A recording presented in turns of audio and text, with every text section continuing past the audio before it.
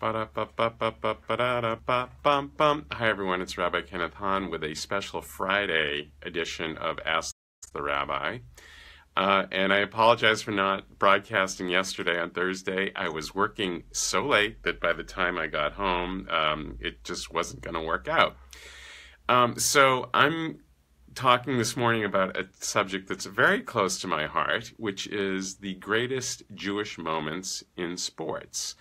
And I'll show you how close to the heart it is. I have a collection of what I consider the signed autographs of the greatest Jewish baseball players. Here it is. That's Sandy Koufax and Hank Greenberg.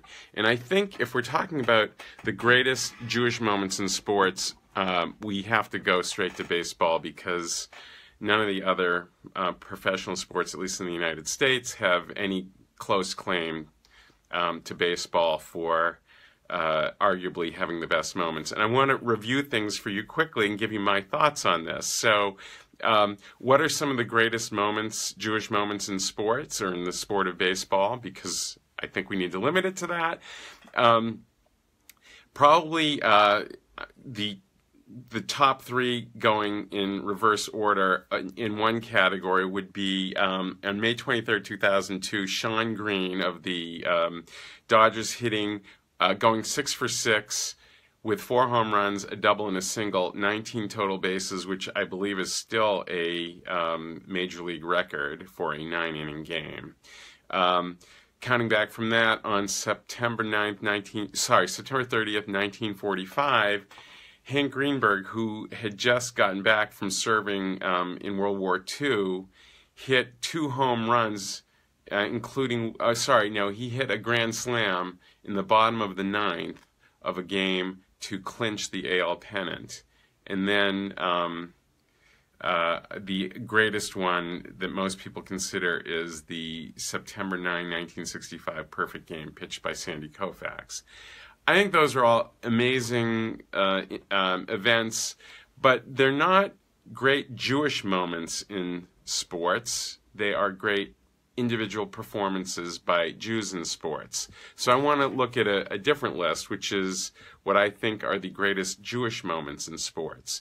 And again, for me, the top 3, counting backwards from third to first, would be in 1934, on September 10th, Hank Greenberg was debating whether or not to skip a game to attend services for Rosh Hashanah, and he decided to go to synagogue that morning for Rosh Hashanah, and then that afternoon he hit 2 home runs to beat the Red Sox single-handedly 2-1. The next greatest event is the one everyone who is familiar with the topic knows about, which is in October of 1965, Sandy Koufax famously decided not to pitch Game 1 of the World Series because it fell on Yom Kippur. And I think for a lot of Jews, this was a seminal moment when they really took pride in a different kind of way in being Jewish, and it really raised the spirit of the Jewish community in the United States. And a lot of people respected him for his religious deference to the holiday. Interestingly, historically, Sandy Koufax had, he said he always didn't work on Yom Kippur. That wasn't completely true. In previous years, he actually had pitched or prepared to pitch in Yom Kippur. He didn't that year because I think his circumstances had changed. He was at that point considered the best pitcher in Major League Baseball, so he had a much higher profile, and there was a lot more riding on it.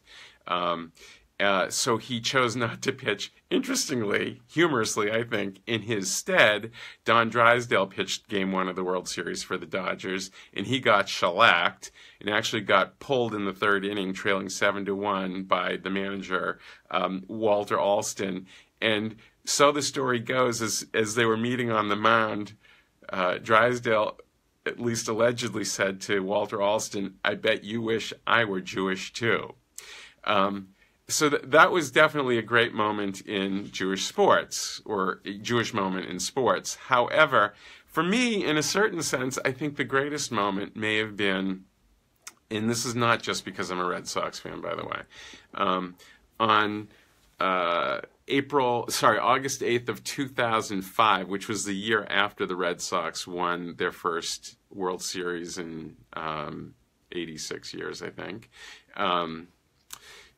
In the top of the ninth inning of a game the Red Sox were playing against the Texas Rangers, something remarkable happened that I don't believe had ever happened before in sports, certainly not in baseball. In the top of the ninth inning, when the Red Sox went out to field, Gabe Kapler was in left field, Adam Stern was in right field, and Kevin Youkilis was playing third base. And as far as we know, that is the first time three Jews had ever been playing at the same time for the same baseball team. There were many instances historically of two Jews playing at the same time, and it was frequently the batter, the pitcher, and the catcher. But never before had three position players of Jewish position players been on the field at the same time. And I think I really like that moment the most because in a certain sense what it does for me is normalize the fact that Jews, just like everybody else, can be great athletes and do great things. And in this moment, a very kind of quotidian, just daily occurrence, three Jews ended up playing together in professional sports.